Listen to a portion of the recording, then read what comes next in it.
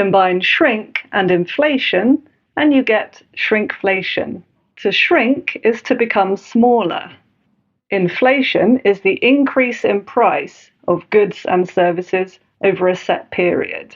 But what does it mean when you combine the two? I love these biscuits. The last time I bought them, I noticed that the packaging had changed. Now, with a new paper tray. This is a good thing, right? Certainly better for the environment. But you open the packet and you realize that there are fewer biscuits. So they used to be in a plastic tray with 3 sets of 9 biscuits. Now they're set out like this, but there are only 8 in the box. As there are fewer biscuits, have they got cheaper? No, of course not. So this is a prime example of shrinkflation.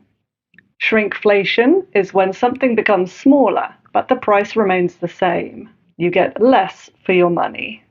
Can you see shrinkflation happening with your favorite products? Tell me in the comments.